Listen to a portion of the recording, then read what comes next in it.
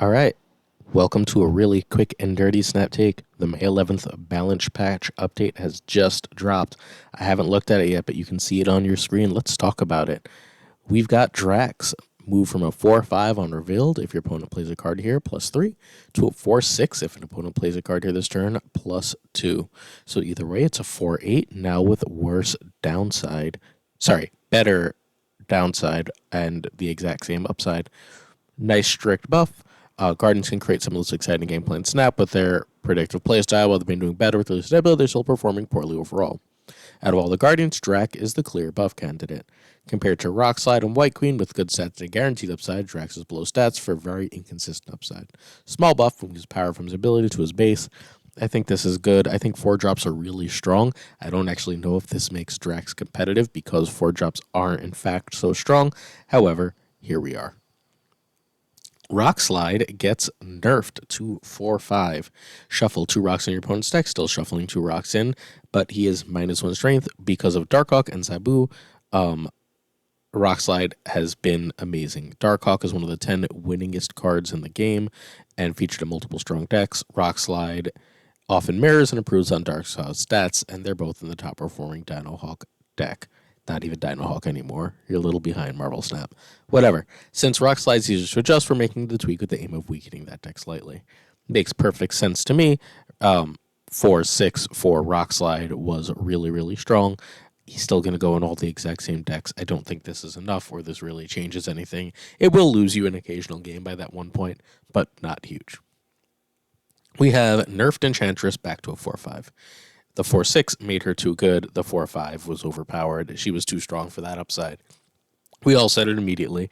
We all knew this was where it was supposed to end up, and it has. That makes perfect sense to me. Way to go with that Enchantress change. Let's get it back to something reasonable. Venom becomes a 3-3, exactly the same otherwise.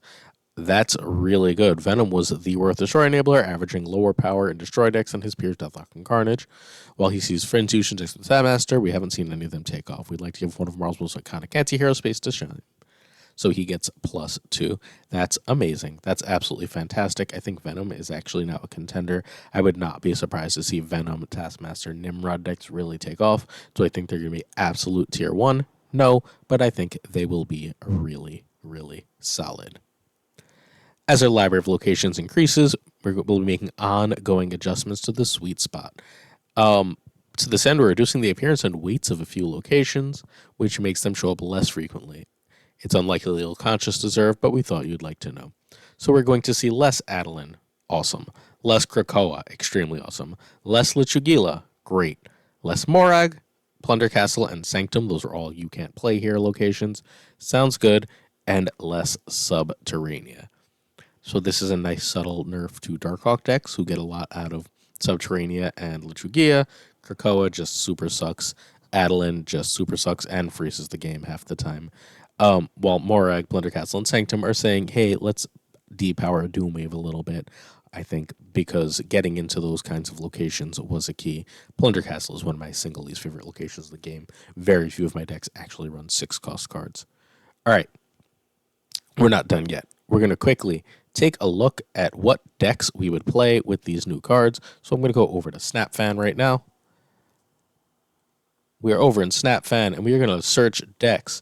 We are going to find a Drax deck this season with the best win rate, and we'll see if there's any tweaks to make to it or if it's just the way it should be. So we're going to type in Drax right here. We scroll on down to hide duplicates. We want a minimum game of 50, and we would like our decks to only be this season. Let's apply filters, and we get a whole bunch of decks. Looks like that whole Drax has been underperforming thing. Not exactly. The highest ranked deck is unsurprisingly a deck we highlighted in a recent video that has a real number of plays. Is this Guardians of Volume 2 test with 56 with a 60.94 win rate and 0.56 cube rate. That is top of the game. Actually, let's see if we can go a little further and do ranks 80 to 100 here. I think that might help us out. Oh, we've only got one, and it's terrible. All right, we're going to have to go back, unfortunately. Although, this same deck, when played specifically in 80 to 100, has not been great. Okay, let's see if there's anything else. There's been no Drax games that have been played at 80 to 100 to any real success. So we're then going to just go with the largest sample, assuming that the largest sample is reasonable. Okay. This one has a video. Oh, it's my boy J-Hugs. Let's talk J-Hugs. We're going to look at J-Hugs because we love J-Hugs. All right. So this is a nice, simple version of the deck. It's running a controlled package with Storm, Spider-Man, and Professor X, and running predictive cards, the core cards that benefit from your prediction with the Guardians, Daredevil, Nebula, so on. Seems really good, really strong. This is probably where you go with Drax. Does Drax suddenly start going into...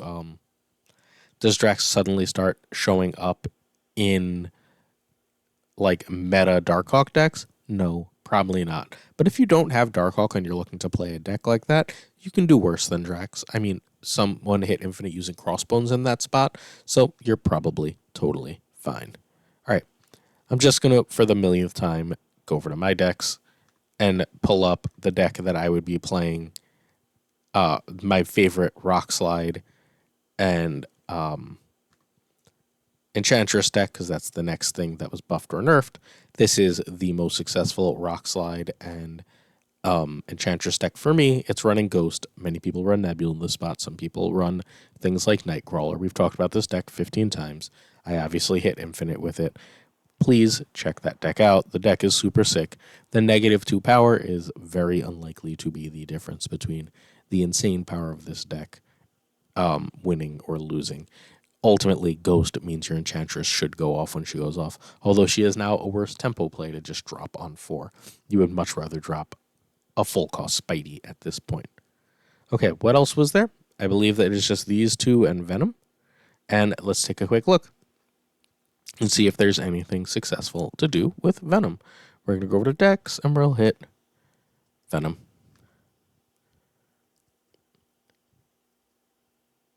Just taking a quick look at Venom, where again, I'm just showing you how to find good decks here as well. We're going this season, we want a minimum games of 50. We don't want to see a bunch of duplicates. And we're going to look 80 to 100. We're probably going to end up not with a big enough sample for that at this point in this season.